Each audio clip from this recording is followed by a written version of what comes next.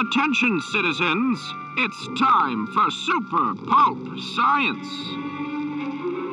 Welcome to Super Pulp Science, where we talk about how genre stories get made. Today we're specifically going to talk, and by we, I mean myself and Justin Curry, my studio mate, collaborator, and suffering studio captive. A little bit of all those, yeah. All the above. We're going to talk about when to say no, specifically to projects, jobs, stories, collaborations. So not just freelance, all kinds of opportunities related. No. Yeah. Okay. Yeah. Now I'm springing this topic on Justin right now. He didn't know about it before I told him 4 or 5 minutes ago. So we're going to see where this leads. But it occurred. The reason this came up, dear listeners, is because a 10-year-old specter from my comic book ancient past reared up yesterday on social media, and I realized that this maybe was a project I should have said no to, but I instead said yes to. Now, I have to be purposely vague because I'm trying to honor my existing contract and do right by the people who worked hard on this project, but I can tell you the following parameters. That once, long ago, young, naive Gregory was so excited to be working in comics that when then a mid-tier comic book publisher approached me and said, hey, we'd really like you to redesign a character and work on a book for us, I was thrilled, over the moon, in fact. So they approached you. Yes. Yeah.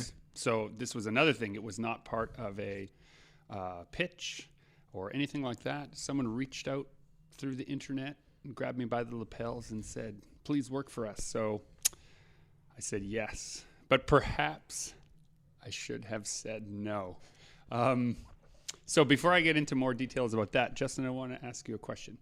In the last, say, 12 months, how many projects, how many things have you said no to? I shouldn't say this, but I have a pre-canned response to most projects. Tell me. Please, Justin, I want you to work on my... Well, yeah, it's a lot of times it's people starting out and they're looking for artwork for free at this point with potentially rewards later, But what could be wrong with that? What could be wrong with that? Which is great. Like when you're starting out, I understand that's usually, you don't have capital to work with. If you don't have friends that are artists, like how are you supposed to get art done for your comics? Well, you just kind of... You put some lines out there and see if you get any bites of people willing to take a gamble on you. A lot of times with projects like that, it's not to put down like writers. It's one thing to write a comic. There's a writer in this room. Yeah. I just want you to know. It's one who thing has a fragile ego, and when it's broken, the edges are sharp. So be careful what you say about writers. 32 pages of comics illustration versus writing. No contest. There's no contest there. No. So it's... Someone has to do more work and it isn't the writer. That's absolutely true. Yeah, there's, it's... Writers have it's not easy to be a writer either. But when it comes to projects like that, it's kind of... The illustrator has to do a bit more heavy lifting. So a lot of projects like that, it's true. I will go on record here with an opinion that it's easier to be a writer and have a day job than it is to be an artist and have a day job. Yeah. Because I feel like, at least in my own writing process, the percolation, right? The little idea that's bubbling in the back of your head can do that while you're doing other things. And then you have the perfect word, the perfect phrase, the perfect sentence, the perfect idea that comes out of that. And now you have something with impact that you now put on a page that takes an illustrator all day to do. And that one page, it's almost like getting a train going. It takes a lot of effort to get that illustration for that page going. Once it's going, if you have to stop at any point, like at page 8, you have to stop and take like a couple days off and come back. It's so hard to come back and get back into that momentum. So these people come up to you. Let's just use shows as a scenario because I've had this happen as well. You're at a show, be it a fan expo or a Calgary. Oh, I guess Calgary is fan expo now too, isn't it? Yes. Yes. Recent news. Breaking news, ladies and gentlemen. Fan expo is the boss of Canada now. So you're at a fan expo show and someone walks up to you and says, I have a great idea. In fact, I have 3 or 4 scripts written already, and I'd really love for you to be the illustrator of my new science fiction adventure story. How do I respond? Blink, blink. Yeah, big smile. Um, What is the question you need to ask? What are some quantifying questions? I have a few. I'll answer these in a minute. So usually for me, I'd probably right off the bat say like I probably can't be involved. Maybe covers. I'd be interested in potentially doing covers for you. But I have, I'm doing 30 events a year, like 25 conventions in different cities and 10 little shows and events. And you on the board behind you right now in the studio have 13 books of your own 13 scheduled books to work on over the next 3 years. And I have sketchbooks and sketchbooks full of just digital paintings that I want to do. I know where all those will end up as far as personal fulfillment and financially what those can make me. Right. There's a good chance you're not going to be able to beat my ideas for my artwork, Right. That's kind of what it comes down You'll to. be building someone else's dream instead of your own too. Well, I know how to best utilize myself. It's very, very rare that you find somebody who's going to be able to tell you how to do things better than you innately know. You know what you can draw well. You know what scenes work the best in your style. You know what you're excited about. There's very few people that can come along and direct you on a better path than you're going to be able to direct yourself on, is what I found honing my skills throughout the year.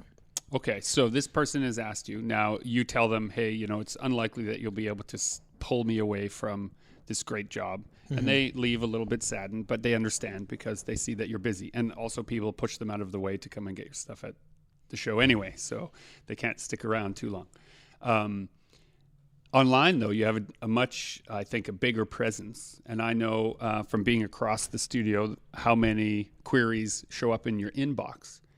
Some of them you consider and some of them you flat out just send a polite, no, I'm thanks for saying so, but I'm just too busy right now. The ones that make you consider it, what's going on? I guess we probably shouldn't name it either, but there was that, it was like character design for a board game. Here's my response throughout the year is I can't take on anything until after the end of November when my convention season dies down and I can actually sit and work on things. And usually that kills most people's momentum. They can't wait that long or they forget about it by the time this rolls around. But for the most part, people can't wait to work on my schedule. Right. And that's fine. As opposed to they can't wait to work on your schedule. The big one that I said yes to this year was I'm working on a kids book, a follow-up to Quackers Wants to Fly, Ollie. I'm really excited to work on that book, but it was very, very hard to find any time to get into the momentum of doing a 32-page storybook during the convention season when we're in one city for 4 days, we're home for 4 days, and then we're in another city. Between packing, unpacking, and sorting and getting ready for the other show and having a personal life, getting a couple pages of a book done in there on top of getting the new prints that I want done is hard. So at the beginning of your tirade of no's, it started like, I am in my ivory tower and I'm just too busy for the likes of you. But as we stretch this out a little bit, imagine that, dear listeners, context adds understanding. But as we stretch that out, it's more that you don't want to do a hurried, bad job for somebody. That it's just not reasonable to expect them to wait for you. You're putting them first. You're so selfish. And I think that's happened in the past when I was kind of starting out. I would try to take on commissions. Actually, that was kind of one of the final nails in the coffin of my job at Complex Games. I was doing conventions. I was working full-time at a video game studio, and I was trying to do freelance. And it was a great magazine called On Spec had got me to do a cover about 2 years ago, and they were great to work with, and I really enjoyed working with them. They had another project they wanted me to do, and it was kind of in the middle of convention season. Not that I had many conventions, but it was around conventions. I had a full-time job, and I dropped the ball. I didn't get them things on time as far as thumbnails and roughs and all that, and I couldn't correspond as much as they wanted, and they cut me from the project. And nothing like that had ever happened before. And it was kind of like a wake-up call. Like, I'd wanted to do this project, but I was so stretched thin, and I was kind of phoning it in because I was trying to do too many things. Too frazzled. And this was probably like one of the big deciding factors. Like, why am I working 2.5 jobs when I should maybe just be concentrating on the one job? Right. So I quit my day job and started doing Comic-Cons and freelance full time. So the no in this particular scenario is the know thyself. That's why they're getting their power from sunlight. There was another client. We also can't talk about the project, but we can talk about the client. We can name the client. There's a client that did reach out to you that you said yes to with great exuberance recently. Starts with an N, M, and ends with Arvel. Well, yeah, Marvel reached out. What was great about Marvel was they were not asking me to follow. When there's different types of freelance jobs, and you know about this. Like, sometimes when you get freelance, you are just an artist, you are a tool, and they want to kind of to twist you and make you do exactly what they want. I describe those as when someone hires, they're looking for an artist as opposed to hiring me. When they hire you, it's very apparent right off the bat because they know your portfolio, they know your work, and they often reference like what you did in the Imagination Manifesto, like the third one, that one chapter. That's what I want in my book. Like, that's the feel I'm going for. That's what I love about your work. That makes things so much easier. And that's how it was with Marvel. They referenced all these things out of my portfolio that's what we like about your work. That's what we want you to do. And it was very sandbox. It was like, we have, these couple of things that we want to get done, but the rest of it, go to town. And it was Marvel. So I made time, and it was a really fun project. In my recent history of freelance, it's usually not have fun with it and do what you want. It's I have a very, like, the client has a very specific vision, and they want me to try to force my work into that vision, and it never works out as well as I'd like. And then I also, just as someone who has been a fly on the wall of that process, it also, when you were corresponding with them, they were very understanding of the fact that you were doing shows. You said, I'm going to be 2 weeks traveling, and then I'll do a week of work for you, and then I'll do 2 weeks traveling, and I'm going to do work for you. I'd also learn to be upfront about that. Yeah, if you need to take more time or you're going to be delayed on something, just let them know a couple days ahead of time, and most of the time clients are very understanding. In the early days, I would try to, I would kind of white lie my way through, like, I'll get that to you as soon as I can, and then I'd go away for a weekend and come back. So I've been working on it all weekend, but you'd fudge the numbers a bit. But ooh, we're into the dark zone here. We'll have to. This was back in 2.5 jobs, Justin. So 2.5 jobs, Justin. Now you're just one job, Justin. Now I'm just one job, Justin. One job, Justin. All right. Well, we're here with one job, Justin, talking about when it's good to say no to a project. Okay, so let's turn this around, because I've seen you take on quite a few big freelance projects lately, but what about all the little ones? Yeah. I don't see you take on too many small, and I'm sure you get just as many as I do. How do you handle it? I do. I turn down way more projects than I accept, and I have my internal vetting process kind of goes like this. I think that writing or creative endeavors, let's just call it that generally, because some people write, some people draw, some people make music, some people write poetry, some people do interpretive dance, whatever it is you like to do. I think that it fits into kind of 3 streams. The first stream is something you do for yourself. It has an internal motivation. It's intrinsically motivated. There's something you do for an audience where you're going to show it to people. And you expect it to be finished in a way by that audience participation, right? You hang a painting on the wall, the audience's reaction to it completes the cycle of the art. And then there's work that you do for a living. And you can have creative work in your day that is all 3 of those areas. And that, I think, dear listeners, that if you're a creative person, you should endeavor to have those 3 streams happening every day. And I try to do that as well. So I have some work that I do just for myself. I have some work that I do just for an audience, like I do on my Patreon and that I have on my social media, or that I show in galleries or things like that. It's for a specific audience, but I'm not really worried about whether or not there's a direct stream of income from that. It's just part of the cycle of getting better at doing what I do. And then there's work that I do for a living. And the best jobs, the jobs I've said yes to recently that qualify technically as work for hire, have felt like all 3 at the same time. So when I did Will I See with Iskway and David Alexander Robertson, that was a project that was offered to me that felt like all 3 of those things at exactly the same time. And it felt like a socially conscious work that I just shouldn't say no to. And at the same time, I had been approached by the Faculty of Medicine at the U of M to do a graphic novel about the real emotional cost of a life in medicine. And coming off of a good long stretch of hospital visits with my family for some personal reasons, I felt like I really wanted to give back to that. And so I'd been offered these 2 really great jobs, and I couldn't do either of them. Like, I really just had to say no, because at that time I was working full time. I had 2 other books already that I was working on. I'm a father, I'm a husband, and there just wasn't any more time to scoop out of anywhere. And so my initial thought was, I'm going to have to say no to both of these really great projects. And instead, I said yes. I talked to my wife, I talked to my family, I talked to my work colleagues, and I said, the true cost of anything is the amount of life that you spend on it. And so I have teaching is a great job that you can take a leave from.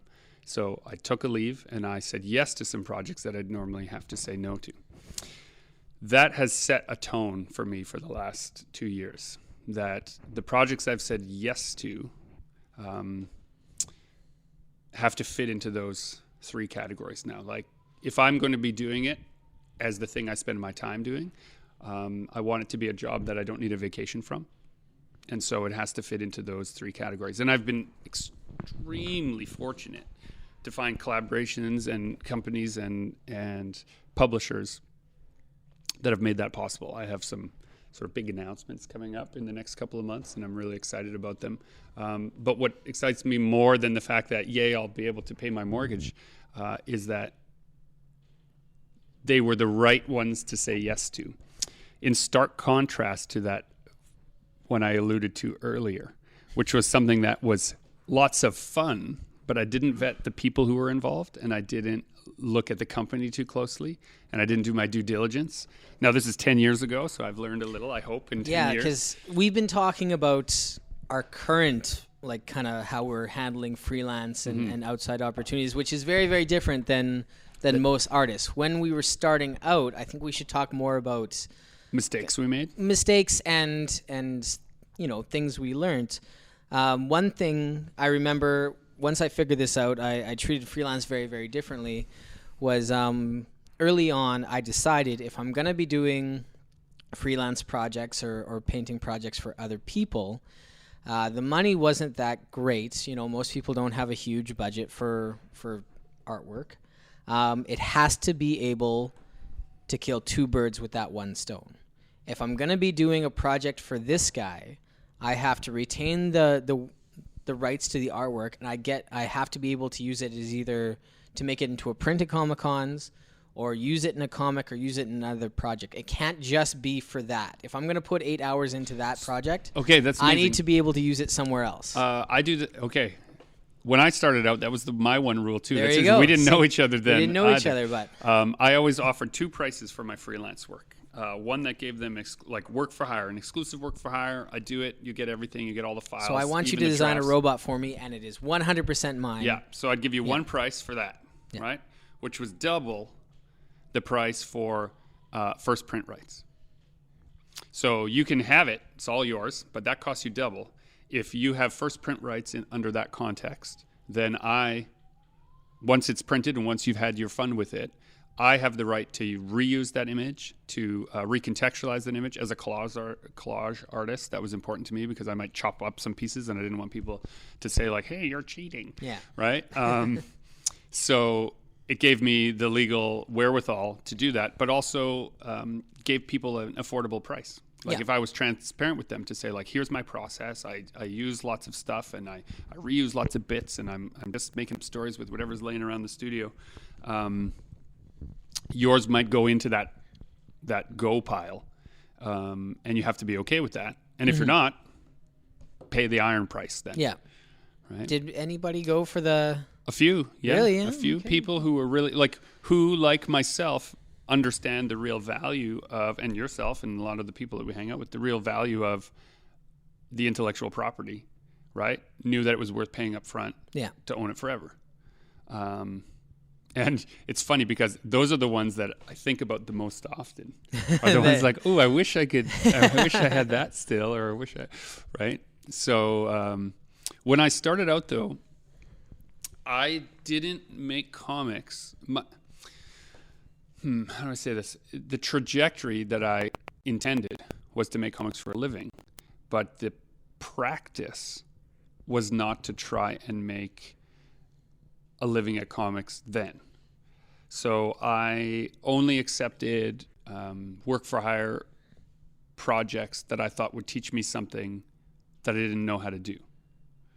So it was sort of like I wanted someone to pay me To learn and to evolve. to try something hard, right? So if someone came to me, like, so for example, John Toon came to me while I was working on the Imagination Manifesto, and which was like, you know, a gritty, dark, occult, action adventure, mystery story, tentacles and blood and bullets. And he said, hey, I'm looking for an artist to do a kid's book about fishing. Right? And I said, well, I know an artist. And deep down, I knew that I wasn't the right I wasn't really the right artist, but that's why I wanted to do it. Because I knew that if I could switch gears, right? It was like a proving ground for myself. If I could switch gears and do something kind of cute and fun and for young kids, then maybe I would be able to do any kind of story that was in my head. But I wasn't confident in myself at the time enough to just take a risk on that. But I was confident enough that if somebody else needed me to succeed, I would put my attention into it. And so that also goes back about 10 years, those books. And I look at them now and it's like, what's true is that they're in stark contrast to my more adult work there. But what isn't true, I don't think, is that I understood the difference between my own pacing. When I look at those two books, I see that the panel pacing that works in horror comics, I was trying to apply that panel pacing to kids' books. And, you know, plenty of people liked it. Like, you know, it was a successful project. But when I see it, I know now more that I should have looked at what the genre is asking for and why it asks for those things. And, you know, I should not have just gone with gusto. But I mean, these are the mistakes you make when you're starting out. It was a stepping stone. Yeah. There was, I think it was you who told me this story. There is a fairly well-known comic book artist whose main, he's famous now because he worked for free for years. Who's that? Oh, famously, Mark Miller said Mark that. Miller, Yeah, yeah. Mark Miller said that the first. He's mentioned this on Twitter a number of times, and in the argument of should you work for free? Yeah. When you're starting out, and everyone says no, don't work for free. You're so valuable. He famously came out and said, no, when you're first starting out, if you work for free, you'll get more jobs, which will give you more practice, which will make you a better writer. You have to know when to stop. I think kind of what I glean out of that is it's the practice thing. He was hustling nonstop, and so he got proficient versus somebody who's has a little more ego when they're starting out. It's like, I don't work for less than X amount, right, who sits there collecting dust, not working at all. Yeah. If you're not at least doing your own projects, then I'm a member of an online community that just brought it up. Yesterday, I saw a post there that said, you know, what should I charge for my artwork? Mm-hmm. Everybody's got answers. Everyone has. Man, there were hundreds and hundreds of answers. And what I found most interesting about this post is the person did not post their artwork. Oh. Right? They just said, what should we charge for art? You know, what should my art be worth? And people are saying, oh, well, how many hours did it take you? Right? And people are saying, oh, you know, what are your material costs? What are your, you know, taxes? What are your studio things? And they're trying to figure out this magic formula for what art should cost. It doesn't really work that way. It doesn't exist the way that you'd like it to. So the corollary of this is the long-winded, I just was sort of skimming, but people kind of had figured out this sort of group hive mind came together, did some calculations and figured out, you know, that people should be charging $85 an hour for their art practice, you know, in all of these varied minutiae. And then the guy was like, okay, great. And he posted a picture of his work, which was like, no, you could not charge $85 an hour for that. It was very amateur. It was very unfinished. There was just starting out. Just starting out. There was no mind to composition. There was no mind to color theory. It was clear that the guy put his soul and heart into it. But he's got a long road ahead of him. He's got a long road ahead of him before he can charge $85 an hour to work on that, right? Yeah. Because he also posted, you know, I assume it's a he, actually, I don't really know. He or she posted that it took them 12 hours to do this piece as well. Yeah. Right? And then there's that other side of the argument. If you work fast, should it cost less? In a freelance industry, speed actually is a benefit, is something you can sell. Mm-hmm. If someone approaches me and says, you know, we'll pay you $600 for this illustration, I will often ask them, what if I could get it to you by tomorrow? That raises the price. That doesn't lower the price. Yeah. Right? Because in a publishing freelance world, time is money, right? The sooner that you have it in print, the sooner you have it in your hand, the sooner you can go to market. The sooner you're betting or hedging against all of your upfront costs, of which, dear listeners, there are many in publishing. Yeah. Presented in Hypnoscope. I think starting out, a lot of people are really, they're too focused on finding a writer for them, finding a publisher for them, finding, like, you know, other artists to collab on when they haven't done anything by themselves yet. Yeah. Artists that have, you know, sample pieces of artwork that have never done a book or a comic or finished anything, and they're kind of skipping ahead of all that hard work and just like, okay, where's the publisher that's going to pick me up? Where's the writer that's going to work for me? Like, I think more people, you just need to write your own, finish your own short stories, print your own short stories, prove to the world that you can finish your own 32-page comic, and then people will actually care about working on your next project with you. Right, because that momentum, that capacity to finish. They need to see that you can finish, because there's so many people that want you to work for free for them that have never finished a thing on their own, that promise we're going to make money eventually. Well, how to, like, prove it? Like, prove that you know that. Yeah, going back into the 10-year archive. So I've been mentoring a comic student recently, and so I had a whole bunch of my early work on my desk. So I reached over and passed one of my very first comic endeavors ever over to our long-suffering story editor here, Dan, and he's flipping through it. This was the first time I had ever put together a book. It's a black and white, saddle-stitched book, and it's quite bad. Right? Oh, wait. Dan says it's not bad. Okay, here's Dan's reaction. Oh, I got my own microphone. This is pretty good. This isn't bad at all. I mean, I haven't read it. There it is. But well, you've now proven to us that you can good. actually finish a comic. You know? That's true. Yeah. I can do this. You couldn't. Okay, so then, not. Well, I stand corrected. It's great. I've always been great, and I hope I never change. I would also like to tell a quick story, dear listeners. Early on, like probably a year or two before Cassie and Tonk came out, I bugged Greg to work on a book together. True. And he said, he didn't brush me off, but he basically gave me a, yeah, okay, we'll see, like a prove it to me kind of response. And it took me a while to basically figure out that I think Greg had gotten approached by a lot of people like me that hadn't done anything yet, but had ideas to do something, seen that he had done something, and they want to latch on. Like, you're the guy who knows how to publish books, publish mine. Yeah. To which his response was, you need to finish something. Yeah, you have, it's some skin in the game, as the old expression goes. The notion that anybody can help you get your book finished, I think is also dangerous. You have a lot of ideas, you may have a lot of talent, and then you think, well, if only I had this missing ingredient. Maybe this missing ingredient is another person. That's dangerous, because if you glom on to another person who also is not yet fully formed, then your two ideas and your two motivations are going to get very muddled, and that project is going to sink to the bottom in that tangled knot of confusion.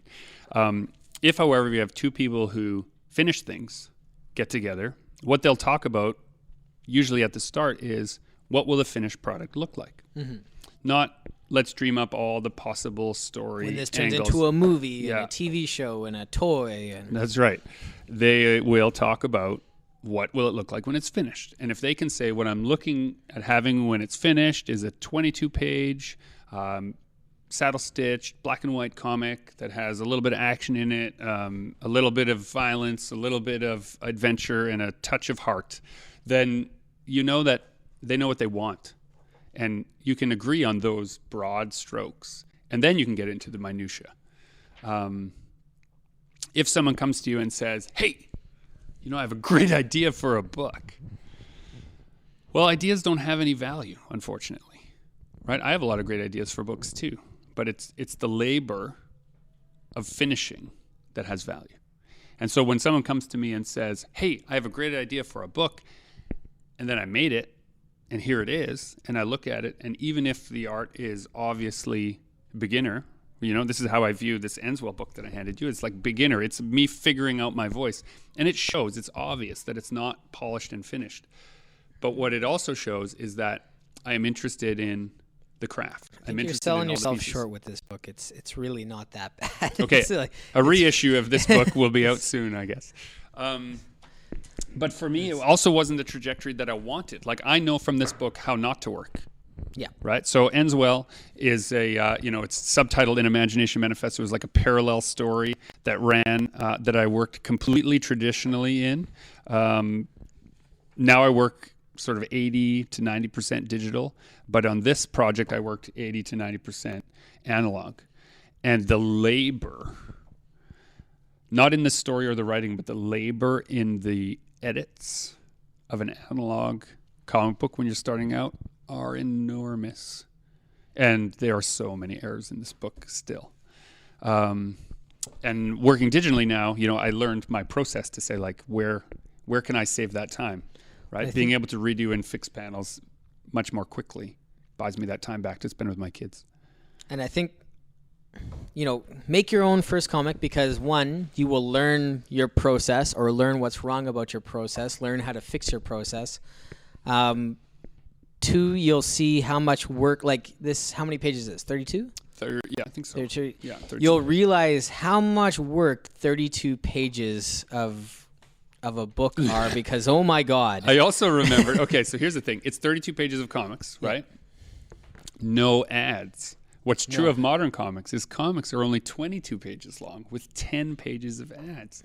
But I wasn't thinking that at this poor, naive stage in my career. I just counted the pages. It was like, oh, I need 32 pages. If I'd only thought about it, I could have cut a third of the work out. Stay away from there, I'll shoot! Part of when I say no is if you haven't said yes to your own process enough, I'm going to say no to collaborating with you, is the way I think about it. So if you are too raw of a, like, I'm not going to collaborate with you because you clearly have some things to figure out on your own. Yeah. Because you have to fail a lot before you'll have the capacity to hear from a collaborator that they don't like what you're suggesting. Because remember that if someone comes to you to work on a book, you are now entering into a long-term, emotionally charged, deadline-driven relationship. Hundreds of hours of work. Together. If that person cannot handle criticism, constructive or otherwise, then that timeline doubles, because now you have to deal with people's emotional state as well as their creative state. And guess what? So many creative people, their emotional and creative state are all tangled up together. We have a mutual friend who wanted to start their own comic book, and they got one issue done, there was 3 writers and 1 artist. I think it was doomed to fail from the beginning. Giant sigh. Yeah. If it quickly fell apart, and I don't think it was the artist. I think it was the 3 writers. Too many voices, yeah. Yeah. Eventually, one started to kind of do all the work. The other 2 started to. I don't know the full story, but 3. Now, if you're making a TV show, lots of writers is great. Yeah. Right? The more writers you have that have a similar idea, they can all run away and write their episodes. That would be great. If they had all run away and written an episode of that comic separately, and then the artist, worked on it episodically in that regards, I'm sure it would have turned out. But everyone throwing their voice and trying to have the perfect line or the perfect statement or the perfect phrase, that's not going to work. That is not going to work. Okay, so there's another scenario where it's important to say no to people. I think I'm going to set up a little scenario for you. All right? Hey, I've been friends with this guy for a long time. Do you want to go out for dinner with us? Do you remember this story? No. Justin is giving me the look. Remember when we'll leave all the names out of this is the redacted show where we don't name names and we don't say anything. Justin and I were at a comic show and someone came up to us and said that they were friends with someone we knew. Oh. And then arranged for us to go for dinner. Said, hey, we're going for dinner. Name dropped. Said, we're going for dinner. We found out later when we all showed up that they had done that to the other person too. And they didn't really know anybody at the table. They just really, really had wanted to social engineer sitting beside an artist that was a friend of ours because they were basically creeping them. We had a crazy fangirl trick us into going out to supper with her. Yes.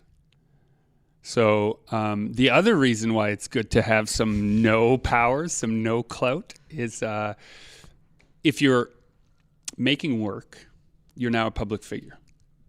And you cannot be in charge of how people respond to that work or connect to that work or emotionally invest in that work. And by extension, that investment can be pointed at you. Now, we were soundly beaten by this person. They completely tricked us all and got what they wanted out of the scenario.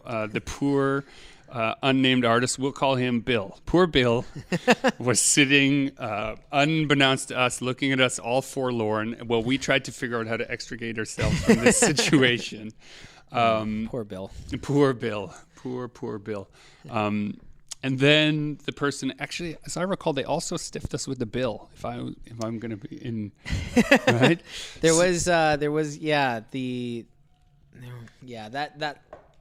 was a little more expensive than it should have been for everybody. So let me ask you a question. How do you guard against that yourself? Because we're out at shows and people come screaming up to you, chasing artwork guy. How do you stay safe? Yeah, that's starting to be more of a thing than I ever thought. Like, we have to be a little picky and choosy with who we're going out for supper with because there's more and more people who want to go and do things with us after. And my general inclination is to be less picky, is not to try and act like because dear listeners, nobody is a big deal. No. Right? Everyone will have to poop later today. Right? It's the great equalizer. None of us are special. But sometimes you can get yourself into a situation. Why to say no? So commissions. Let's talk about another redacted name who brought a commission to do some sexually explicit content. Yeah. And then that put her on this commission person's radar. She turned it down soundly. There's actually, anybody who does the Fan Expo Toronto on a regular basis and is a pretty girl has probably run into this particular gentleman. Yeah. He wears a Hawaiian shirt often, and he commissions some very explicit things. And people sometimes take the money, but then they are tangled up in that relationship with this individual. Now, this guy, if I knew his name, I'd actually name him because I find his actions to be deplorable. We've heard from several different artists now stories about this guy, and I wish we'd known this earlier so we could.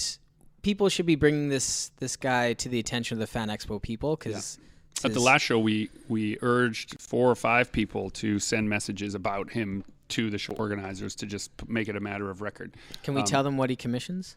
I feel like as a public service announcement, maybe we should. We can always edit it out later if we feel like we're legally in trouble. Yeah. But it's usually, is it Disney princesses usually or Disney princesses comic book girls covered in glue. And he's not commissioning the guys in the artist alley. It's usually the pretty girls who are there by themselves. And then he takes great joy in describing this sticky liquid to the female attendees. And it's like, I'm getting angry actually just thinking about this guy. I mean, art is to everybody's own taste, but this guy has crossed the line. So there are things you should say no to, like when someone comes up to ask for a commission from you at a show, which is a thing people do a lot. If you're listening to this, you don't know what we're talking about. A commission typically at a comic book show is when an artist is approached either before the show or during the show, paid a fee to draw a picture specifically for that individual. So they might say, I want you to draw my daughter as Batgirl. I want you to draw Doomsday and, some other octopus Portrait fighting of my each other. dog. A portrait of my dog. Whatever you want to. I commissioned someone to do a picture of my wife recently at a show, and I thought it was they're very well done. However, sometimes people use that as a way to get access to the artist. They think that because they've paid you for your time, they now can be your best buddy, or that they can email you constantly, or that they can reach out to you every time you're in that city and that you owe them something. So you need to be careful. But I don't know if I have good advice as to how to vet those people, except to say that you want to ask. Trust your gut. Yeah, you got to trust those instincts, right, in that respect. So we haven't... I was going to talk about booth barnacles a little bit and how... There's two categories of booth barnacles at a show that you have to learn how to say no to.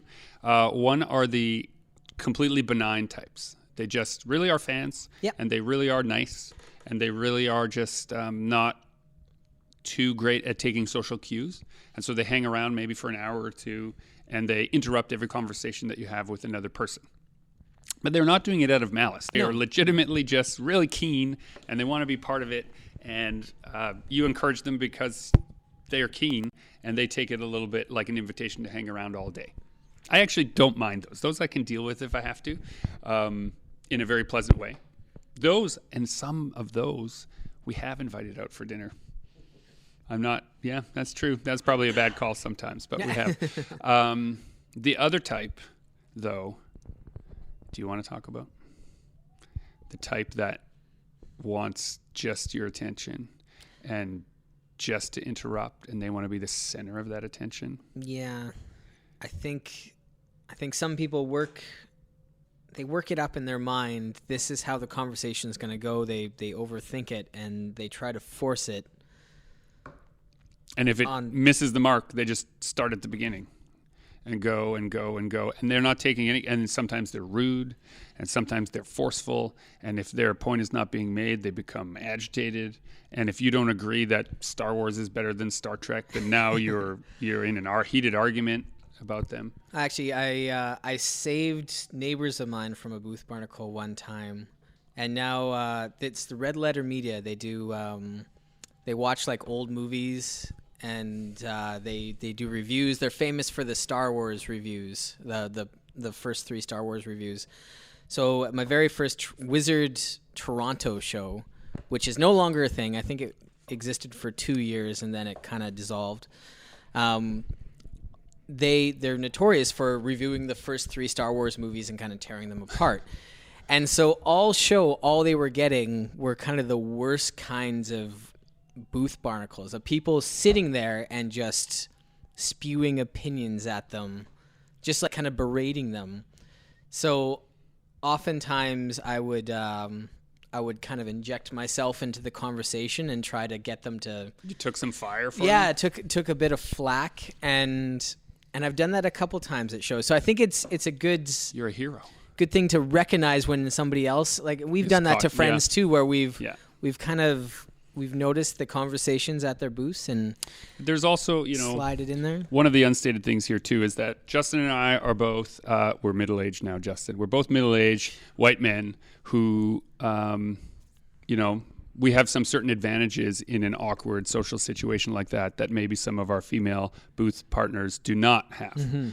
When we interject into it, there's very little element of danger to us, right? There is not an imbalance of power in the same way. And so when we can, we try to, intercede, but it's not always our place to do that. And so we try to we have some friends at shows who sometimes have those problems, and we have told them that we are definitely on your team, and you just have to send a text or give a wave, or we have a few signals, little Fantastic Four signal flare that they can send up. And we will arrive not as like a balaclava cavalry, but just as like two guys who show up at the booth and then engage in the conversation and lead that person away. And if they need a more strongly worded cease and desist, then we provide that too. But you have to know what your boundaries are and stand by them. There was an occasion where it was close to calling security at my booth. An individual came by and he bought, I think it was like 4 to 6 prints. Like he bought a couple things, and he stuck around, and he was very opinionated and talked a lot, and was kind of like there was people waiting their turn. And he kind of took his time, and that's fine. He took off, and an hour later he came back, and he'd put all his stuff down somewhere, and he couldn't find it. So he'd lost his prints. And this was now my problem and everybody else's problem at the booth. Like, it was his turn, he'd lost his prints. What am I going to do about it? Right. And what do you want me to do about it? Right. He was like, well, I don't have them anymore. They're not, like, I can't find them. Okay. Yeah.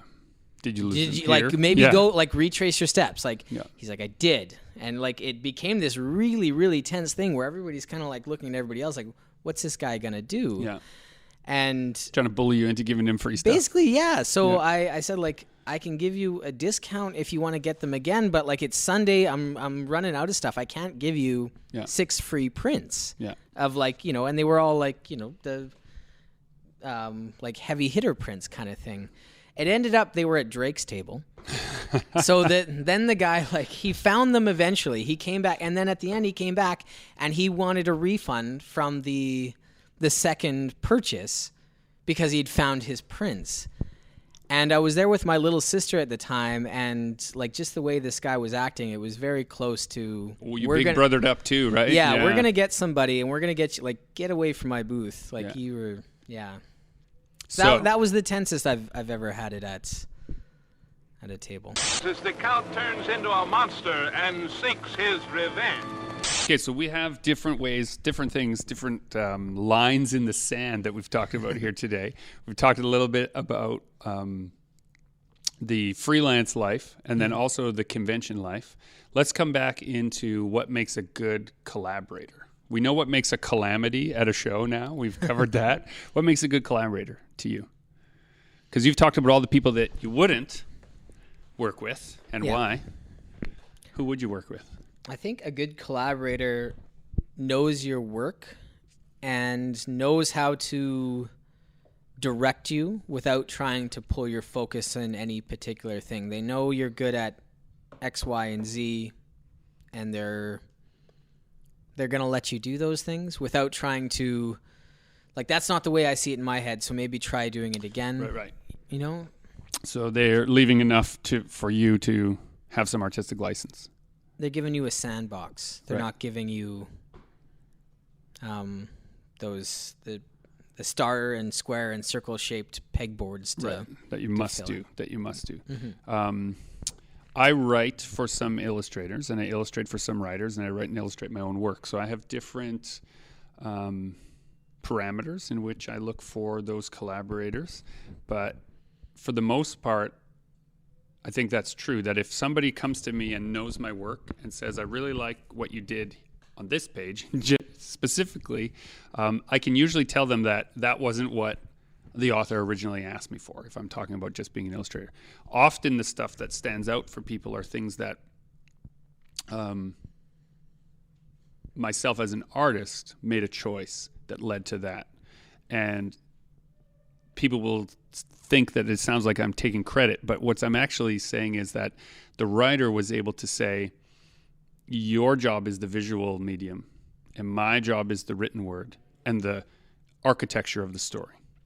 Changing this image according to your gut makes the story stronger within the architecture that I've established. And they can put their ego aside long enough to say, you know, this panel I described maybe isn't the best choice based on the flow of lines, the palette of color, the pace of the story that you're setting up visually. And finding somebody who can detach themselves from that original vision and evolve along with the project now that somebody else is on board. I think everybody kind of gets, you know, falls in love with that first vision of the project, and they can't detach themselves from that and let the project kind of grow on its own.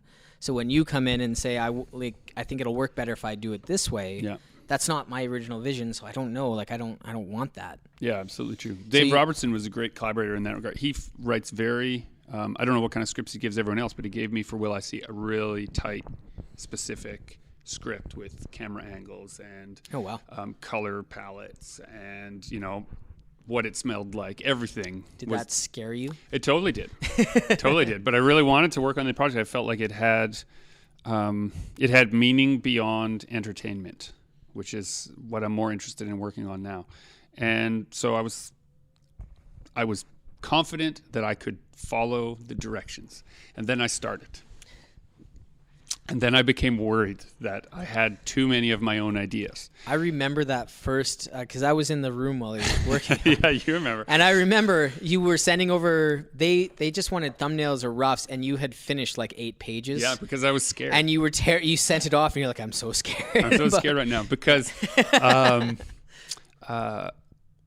I didn't want it to seem like I didn't think he knew what he was doing. Because it's not true. He had written, 22 graphic novels before poor little Gregory came along. What I simply wanted was that they had chosen me. They didn't choose an artist. They asked for me. And because it was me, I had a sudden intuition about some of the composition, some of the layouts, and some of the choices in how to establish some of the emotions in the book. And then I started fighting those intuitions to follow the script. And that felt very difficult for me, to fight those intuitions. And so instead I said, what I told you, I said, I'm going to follow my intuition. I'm going to do these first 8 pages according to my intuition. And if I have to redo them, that's fine, right? We had a contract that said that I would do 15% revisions they could ask for, and beyond that, we'd have to pay for.